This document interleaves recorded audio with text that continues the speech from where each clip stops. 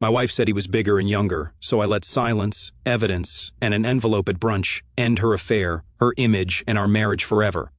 He's bigger, younger, and actually satisfies me. That was the line, delivered with a smirk, fork dangling in her fingers like the words hadn't just split the air like a hatchet. She didn't even blink. Just went back to poking at her overpriced scallops while her phone buzzed next to the bread plate. Across the table, I stared, nodded at her, through her, past the 42-year-old face I once thought I'd grow old beside. Past the $300 hair appointment, the fake laugh she perfected for brunches, and straight into the black void where her empathy used to live. She didn't say it to start a fight. She said it like you'd mentioned the weather, like I was supposed to just nod and say, "Well, that's great, honey. Glad someone's finally hitting the spot." I didn't ask who he was. Didn't need to. I just picked up my fork and chewed on a bite of steak I couldn't taste. The waiter came by, asked if everything was all right. I smiled and said, "Absolutely. Couldn't be better." Jenna chuckled softly, still scrolling. What was I supposed to do? Flip the table? Cry? Walk out and leave her with the bill? No. That would have made her the victim. That would have given her the scene she wanted. The soba story to text her little gaggle of friends. "Oh my God, he totally lost it tonight. I think he suspects something," face with ears of joy. So I didn't give her a scene. I gave her silence. When we got home, I didn't follow her upstairs. I took the long way around, past the mudroom, through the laundry where her red workout gear was still hanging damp, reeking faintly of men's cologne I don't wear. Then into the den. The drawer in the far right cabinet was locked, and she never paid it attention. I was the one with all the weird old paperwork. Inside, a black leather-bound notebook, a burner phone, and a flash drive tucked inside a hollowed-out copy of a Men. Jenna never noticed the irony of that one. I sat down at my workbench and flipped the notebook open. The first entry was dated 6 months back. Jenna lied about the gym again. Came home with damp hair and no towel, no duffel bag either. Next entry.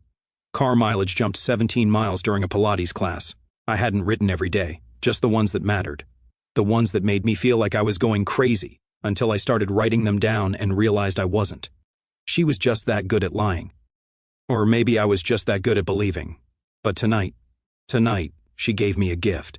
She confirmed it out loud without shame, as if I were just background noise to her real life. There was one more thing in the drawer, an old Zippo lighter, silver-plated. It was my father's. Still had the engraving on the back. Measure twice, cut once. My dad wasn't talking about carpentry when he gave it to me before he died. He was talking about people. I set the lighter down next to the flash drive and stared. Something in me clicked into place. Cold, smooth, surgical. She wanted war. No, war was messy. What Jenna was going to get was removal. Surgical, quiet, total. Upstairs I could hear the shower start. She was humming. After saying that, I opened a new page in the notebook. At the top, I wrote 2 words. It begins. Then I picked up the burner phone and started syncing it to her cloud accounts. She never did log out properly. Her arrogance was the only gift she ever gave me willingly. The next morning, Jenna handed me a mug of coffee like she hadn't gutted me the night before, with 9 words that still echoed through my skull. He's bigger, younger, and actually satisfies me. And now here she was, smiling like the supportive wife, humming along to some playlist called Rise and Radiate. I took the mug and nodded. Didn't sip it, just held it long enough to let the heat soak into my palm while I stared out the window. "I'm heading to the gym tonight after work," she said, not looking up from her phone. "Might be late," I said. Of course, with the same calm tone I used when my boss asked if I could cover someone's shift on Christmas Eve back in the day. She gave a perfunctory peck on my cheek and floated out the door in a too-tight athletic jacket and a pair of leggings that weren't even scuffed at the heel, brand new. She hadn't been to that gym in weeks. But she didn't know I'd already checked. I'd called and asked about renewing my own non-existent membership. Turns out Jenna hadn't scanned in once in over a month. Must be a glitch, the front desk. I had said, "Sure, buddy." The only glitch was in my marriage, and I was done rebooting it. That evening, I didn't go to bed. I waited until 11:47 p.m. when she finally returned home, smelling like a hotel hallway and guilt disguised as lavender lotion. She kissed my forehead as I pretended to sleep on the couch and said, "You fell asleep out here again?" I muttered, "Didn't want to wake you." The pretense had become its own quiet theater. She played the carefree wife. I played the emotionally checked-out husband. But beneath the silence, I was working, observing, calculating. The burner phone came in handy. Her main phone, some expensive titanium-colored status symbol, was synced to our home Wi-Fi, which meant every notification pinged my private setup in the basement office. Deleted messages? Not really deleted. I saw them all. The gym was code for a man named N. Turns out Nick wasn't that creative or careful. There was a message she sent one Tuesday that stuck with me. He stares like a sad dog. I almost feel bad, but then I remember the mortgage is in his name's smirking face. That one I printed, highlighted, filed.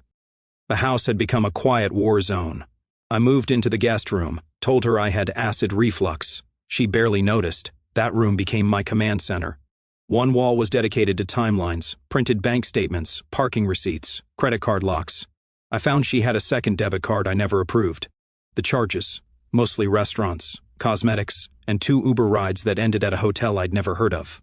And the voice recorder. God, the voice recorder. It lived in a small black cube tucked under the passenger seat of her SUV. Nothing fancy, just a discreet little box with motion activation and a hell of a memory card. I listened to hours of her calls. One night she told someone, presumably Nick, that she couldn't wait until the old man finally kicked it so she could travel. What stunned me wasn't that she said it, it was how casually it slid out of her mouth, like she was ordering extra fries. The odd part, she still laughed at my jokes in public. Still held my hand when her friends were around. Still introduced me to her Keo workers like I was some wise old relic she was proud to have found in a flea market. Calvin's sweet, she'd say. So stable, so dependable. Dependable like a Volvo with bad mileage, the kind you keep around because it starts in the winter and holds your gym bag. She thought I was pathetic. She thought I was blind. She thought silence meant weakness. But what she didn't know was this. Silence is a container. It fills slowly, and when it breaks, when it chooses to break, it doesn't pour, it floods. It was Thursday. She said she had a late spin class followed by dinner with her friend Lisa again. Lisa must have developed a sudden addiction to Thai food and elliptical machines because Jenna was using that combo 3 times a week now like it was a loyalty card. I let her leave first, watched from the upstairs window as her SUV pulled out. Then I opened the dealership app on my laptop. She never bothered disabling location services. I watched the little car icon move north, not toward the gym, not toward any restaurant we'd ever been to, but to a building near Waverly and 9th. I zoomed in.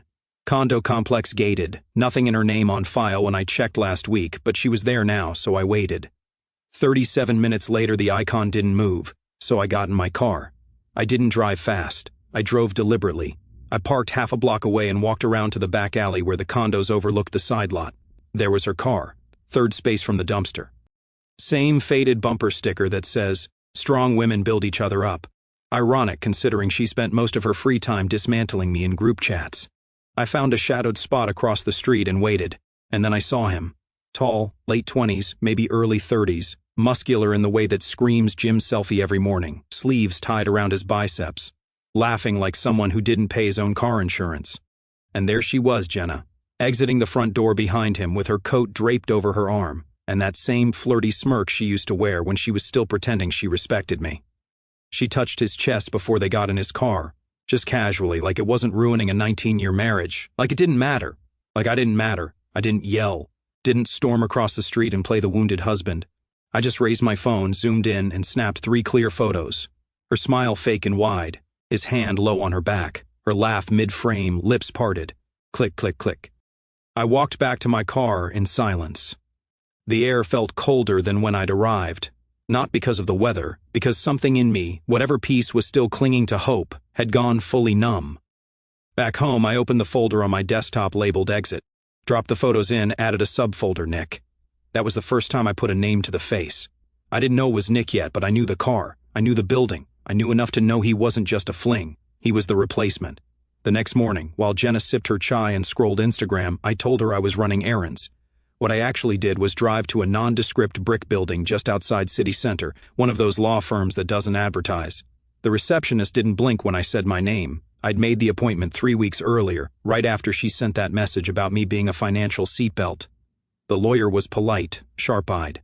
She let me speak, then said, "You're already ahead of 90% of men who come in here." I handed her the flash drive, the bank logs, and a printed copy of Jenna's private messages. "I want options," I said. "You'll have them," she replied. "And leverage." After that, I walked 2 blocks and stepped into an even quieter office. this one belonging to a private investigator with a steel jaw and a dry sense of humor. He'd done work for one of my old colleagues, a messy inheritance battle, and came highly recommended.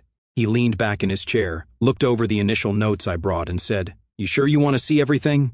"No," I said flatly, "but I need to." He nodded and scribbled something. "We'll find out who Nick is." He said the name casually, but when I heard it come from someone else's mouth, it hit different. It was real now. This wasn't paranoia. This wasn't jealousy. This was strategy. Jenna still thought she was the only one playing a game, but the board had already flipped. I never thought the deepest wound would come from someone else's mouth. After the investigator confirmed the guy's name, Nick Travers, 33, personal trainer, 3 failed startups, 1 expunged misdemeanor, I should have been satisfied, but facts didn't sting like whispers did. And the real rot, it didn't live in the bedroom. It lived at Brunch. That's where Lisa came in. Lisa had been Jenna's friend for years, yoga buddy, night partner, professional listener. She was the one who always started sentences with "not to be mean," and then said something that was without exception mean. Jenna adored her, and Lisa adored gossip. So, I got close. I didn't ask much. Just started bumping into her more at the store, the gym, the real gym. Once at the dog park, even though I don't have a damn dog. Casual, friendly. I asked how she was doing. Said I was trying to be more social lately now that I had more time to myself. She raised an eyebrow like she smelled blood. "Trouble in paradise?" she asked, not quite joking. "Not trouble," I said. "Just quiet distance. That's all it took." She started talking, not at first, but little bits like she was testing if I'd flinch. I didn't. The first breadcrumb. "Well, Jenna says you've been distant too. Like you don't really try anymore." "Interesting." Jenna had rewritten the story already. The second crumb, she just vents. Like at brunch, she'll joke around. It's harmless. And then the slice of the blade. One time she said being intimate with you was like trying to get a spark from a wet matchbook. She laughed. I didn't. Lisa's smile twitched, sensing something off. I mean, she was just being funny. You know how girls talk. Yeah, I knew she kept going too fast now, like someone trying to outrun their own guilt. She said you still wear socks during, that it's like sleeping with a confused accountant. Oh, and that you once, God was it, apologized after. Each word wasn't a cut. It was a file against my spine, grinding something deeper than anger. It wasn't the cheating that finally did it. It was the mockery. The casual group chat, mimosa-fueled mockery of the man who paid the mortgage, fixed her brakes, and still kissed her goodnight when she pretended to sleep. Lisa talked more after that. She didn't know she was talking to a man who'd already filed preliminary paperwork, who had a PI report sitting in a locked drawer, who knew where Jenna went, what she bought, and who she texted after 11 p.m. Lisa just thought I was a tired husband looking for someone to finally hear him. And maybe in a way she wasn't wrong. I started playing the long game with her, dropping just enough crumbs to make her feel trusted. I even told her casually if I ever walked away, I wouldn't yell. I'd just leave a letter and vanish. She laughed. "That's so you, Calvin. Quiet and classy." I smiled. And in that moment, I knew something she didn't. She was going to hand Jenna that letter. Not a literal letter, but something far heavier. An envelope. One that would make every funny story Jenna ever told at brunch freeze in her throat because betrayal cuts deep. But being mocked by someone who said, "I do," that's the marrow breaker. And Lisa, she just volunteered to be the blade. It arrived on a Tuesday. No warning, no small talk. Just a sealed padded envelope left under the doormat like it was nothing more than a lost package. The PI had texted, "Everything's in there. Consider it conclusive." I waited until Jenna left for her yoga and tapas evening. A sentence so ridiculous it no longer even bothered me. I watched her drive away, tail lights vanishing like the last courtesy she ever gave me. Then I took the envelope to the garage. The garage was the only space still mine. My tools hung neatly, my father's workbench untouched, the Camaro under its cover like a loyal dog waiting for a better time. I sat on a stool, peeled the envelope open, and pulled out the USB drive, a manila folder, and a set of glossy photos clipped in threes. The drive first. I plugged it into my laptop and hit play. Jenna's voice crackled through a discreet recording from a hotel room. She was midlife, breathless, flushed. He still kisses my shoulder when he thinks I'm asleep. So sad. It's like watching a dog guard a house that's already been robbed. A male voice, Nick's probably, chuckled. "You think he suspects?" "No, he still folds my laundry. I think he believes if he irons his way through this, I'll magically forget I'm bored stiff." Another laugh. Then the kicker. Honestly, if I moaned during sex, he'd probably ask if I stubbed my toe. I hit pause. Not fast, not out of pain, just to breathe. Then the folder receipts dated and highlighted. Weekday hotel stays at the Avalon Suites. Champagne ordered at 1:17 a.m. room service for 2, always 2. Gym charges billed to the room, even though she claimed she was at Pilates. I recognized her handwriting on one of the receipts. She'd signed the room tab with a little heart next to her name. Listen, quick break. We set a goal to hit 10,000 subscribers. So tap subscribe if you're liking these wild stories of betrayal. Now, let's get back to the madness. Next, printed texts. PI must have cloned her messages somehow. Jenna and Lisa. Jenna and another friend named Brooke. Jenna and someone in her office chat group named Jules. Kiss Mark. He made me tea last night after I got home from NYX, said he wanted me to feel safe. I nearly pissed myself laughing. I could scream wrong name during sex and he'd still assume it was his fault. Do you think I'm a bad person or just evolutionarily practical? Laughing out loud. That one made me stare for a minute. Just stare. I didn't feel rage. I felt something colder, cleaner. Rage is a fire. This was ice. Controlled, pressurized, directional. I closed the folder and opened a new browser tab. Bank login. Joint savings moved to a private account. Her access disabled. The life insurance policies. I had 3. She was the beneficiary on 2. I changed them quietly, legally, irrevocably. One now funded a college grant in my father's name. The other a charity she publicly supported for clout but never donated to. I pulled out my will, which I'd updated last in 2014. Back then, I still thought forever was a 2-player promise. I sat down with a red pen and started slashing. Her name vanished from every section. Property, vehicles, cash holdings, all reassigned. I added a note at the bottom. Any party proven to have engaged in financial or marital fraud shall be removed entirely. I didn't need her to see it. The lawyers would. Then I opened a password manager and started the process of updating logins. Financial, legal, cloud storage. Anywhere her name once had access, I changed the locks one by one. No drama, no emotion, just the quiet hum of a man sealing the last air vents on a submarine about to dive. I went back to the garage, poured 2 fingers of bourbon, and sat beside the covered Camaro. I hadn't driven it in years, but I would soon. As I sat there, the audio still echoed in my head.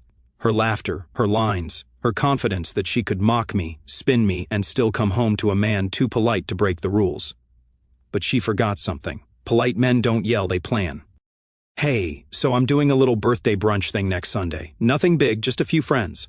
Want to come? She asked it while scrolling through her phone, not even looking up from whatever filtered nonsense her friends were feeding her that morning.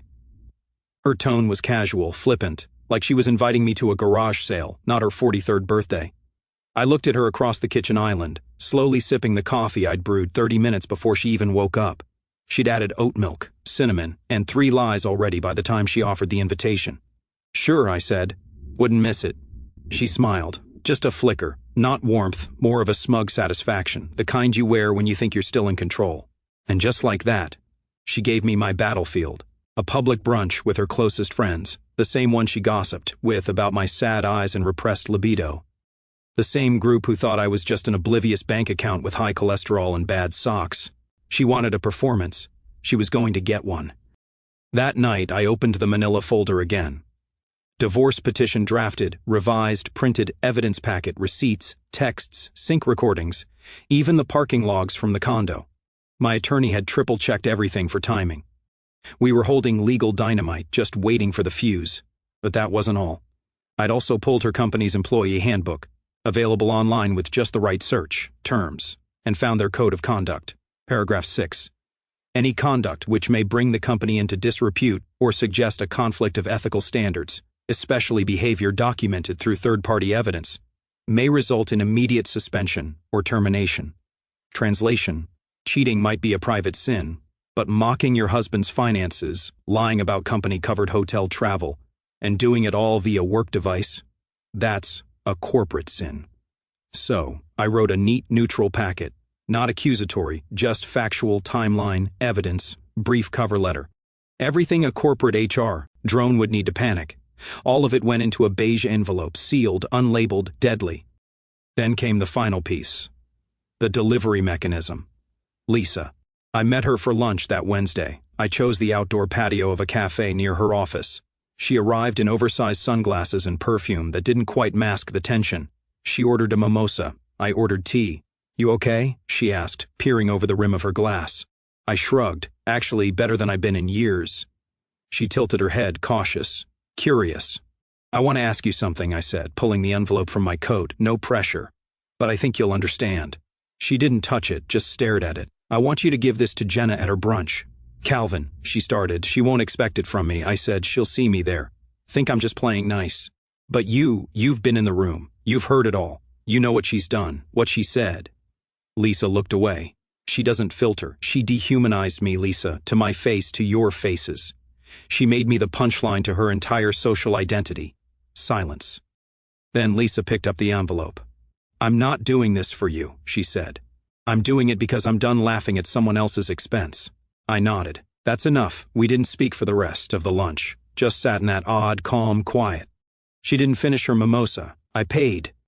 By Friday, I'd finalized the trust transfers, moved assets, canceled her joint credit cards, set automatic alerts on any attempts to access my accounts. I even bought a new suit, not flashy, just sharply tailored, controlled. Sunday morning came fast. She spent an hour getting ready, hair curled, lashes curled, lies curled. She sprayed perfume like she was walking into war. And she was, only she didn't know it yet, because I wasn't bringing anger. I was bringing closure with paper, with silence, with the very friends who helped build the theater she performed in. I wasn't going to ruin her day. She'd done that all by herself. The brunch was at a chic little farm-to-table place Jenna liked to call elevated rustic, the kind of place where eggs came on reclaimed with slabs, and the mimosas were $18, but came with a sprig of rosemary. So you felt like you were getting your money's worth. I arrived 10 minutes early, wore the new suit, dark navy, tailored just enough to suggest I hadn't given up yet. Clean-shaven, shoes polished, smiled at the hostess, handed over Jenna's name, and was led to the patio. She wasn't there yet. Perfect. I took the corner seat just out of the center near the server's entrance, a place you sit when you don't want to be the center of attention, but still want a clear view of the stage. And this was a stage. One by one, they trickled in. Jenna's co-workers, friends, a former college roommate who once threw up in our bathroom at 2 a.m., but still sends us Christmas cards. Everyone who mattered in Jenna's curated little ecosystem of admiration. They smiled at me. A few gave polite hugs. One asked, "How's retirement treating you?" "Come," I said. "Predictable." Everyone nodded. No one asked more. That's what you say to a man you've heard about in group texts, the boring one, the one they said was nice, but kind of wallpaper. Then she arrived. Jenna walked in wearing a soft pink dress, and that air of theatrical arrival she practiced in front of the mirror, thinking no one noticed. She lit up the table with a laugh before she even sat down.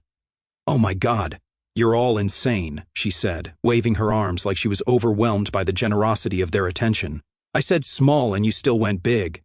She kissed cheeks, gave dramatic hugs, leaned in just close enough for everyone to smell the success she'd bathed in. She'd never looked more smug or more fragile. Then she saw me.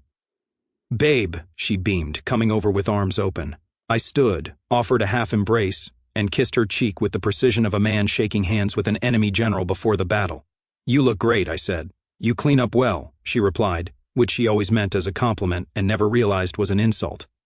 She took the seat at the center of the table like a queen at her coronation. Friends raised glasses. A toast was made. I joined in with a sip of orange juice. No alcohol. I wanted a clear mind. Conversations ebbed and flowed. They gossiped about TO workers, talked about renovations, bad first dates, some mutual friend's Botox disaster. I offered nods, quiet smiles, asked a few questions that made them think I was interested.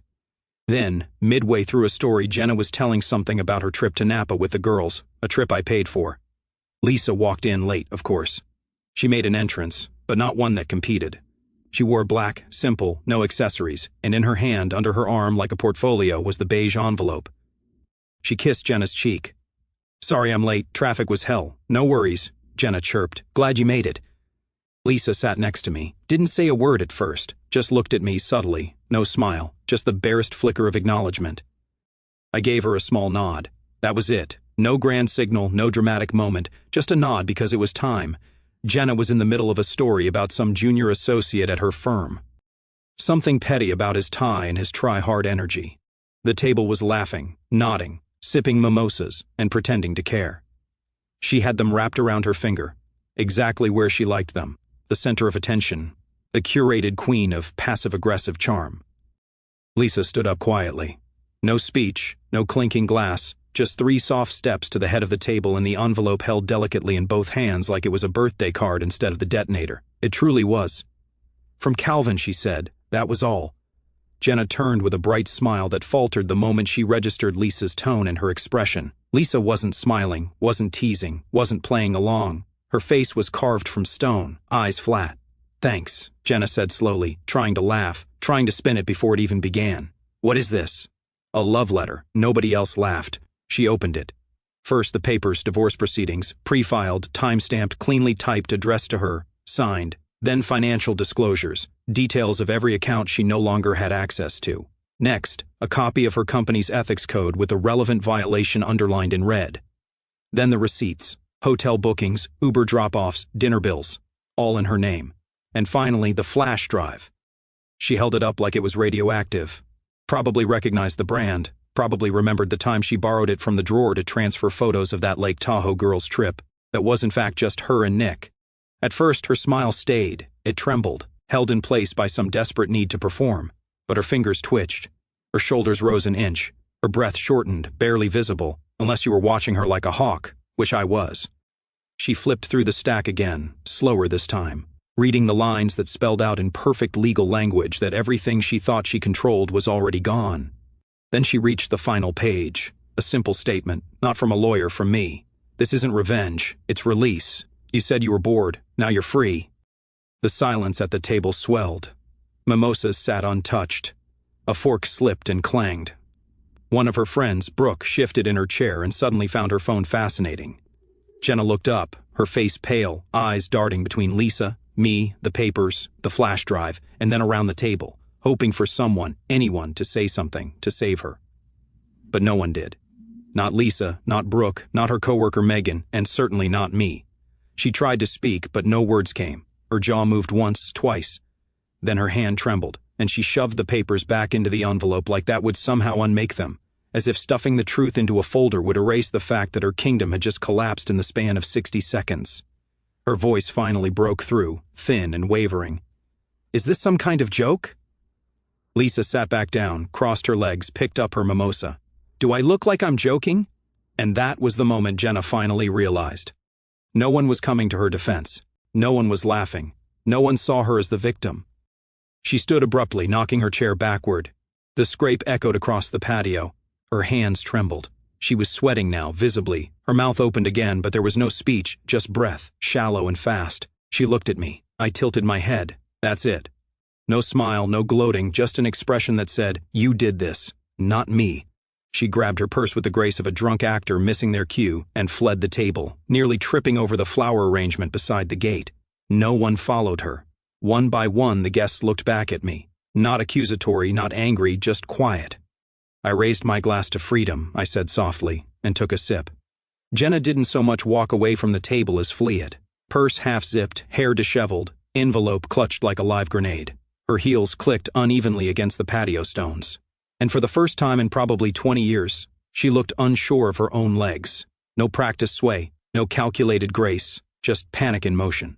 The gate swung shut behind her with a soft metallic clink that felt like a curtain drop. Show's over. I stood slowly, adjusted my jacket, picked up my phone, which I'd left untouched the entire brunch, and slid it into my pocket.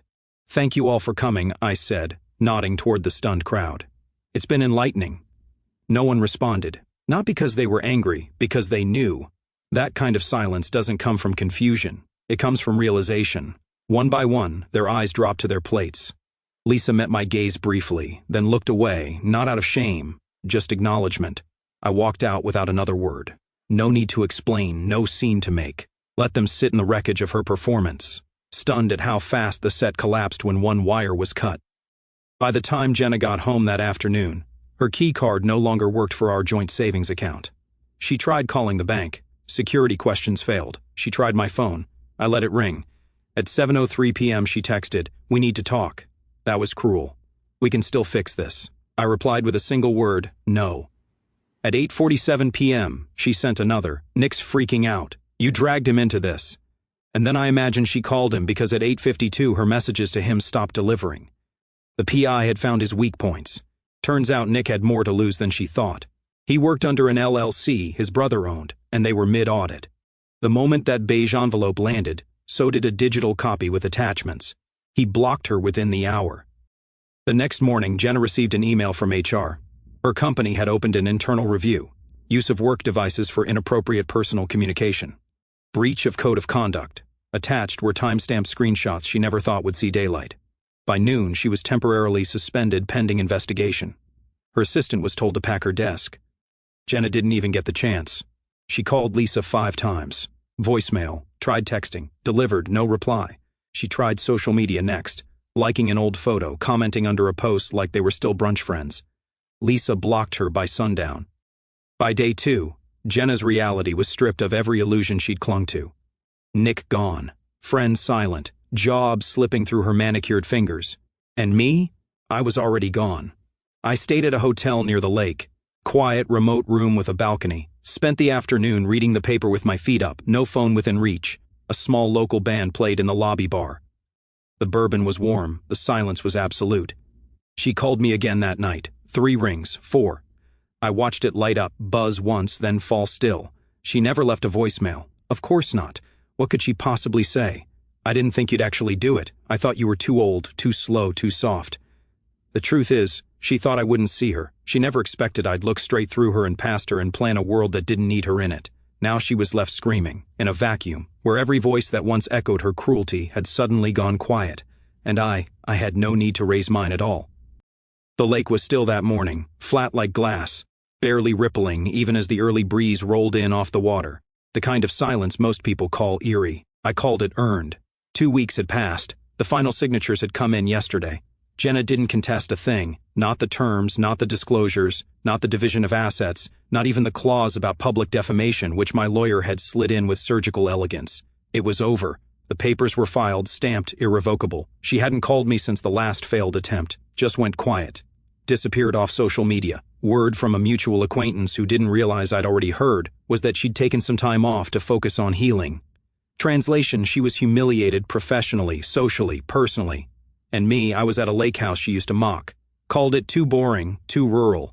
Said it smelled like dust and regret. Funny, now it smelled like pine, freedom, and decent coffee. I'd even re-stained the deck myself. There was something about the physical labor, wood, nails, sweat that made everything feel real again, honest. Nothing hiding under the surface. The Camaro was parked out front, polished, tuned, ready to run. I hadn't driven it since the day I'd moved my father's tools into storage. Now, I drove it to the little local store every morning for bread and eggs. It turned heads. No one asked questions. I sat on the porch with a book I hadn't touched in years. Something about second chances and self-destruction. Literary irony. Then my phone buzzed. A text from Lisa. Just 3 words. She's still shaking. I stared at the screen for a moment. Not because I was tempted to respond. There was nothing to say. Just the finality of it. The quiet confirmation that the blade I'd set in motion hadn't just landed. It had sunk. But revenge. Revenge wasn't the point. Precision was. I deleted the message. Didn't archive it, didn't screenshot it, just wiped it from existence like the woman who once stood in my kitchen and said, "He's bigger, younger, and actually satisfies me." As if that sentence wouldn't echo forever in a man's skull. No. Now she was just a memory. No drama, no fire, just a blank space where something toxic used to live. The lake shimmered as the sun rose higher. Somewhere across the water a loon cried out. I leaned back, breathed in the pine, and let it sit in my chest for a moment longer before I exhaled. Slow, steady, final. Not because I needed closure, but because she did. And I'd already given it to her in a beige envelope with silence at brunch.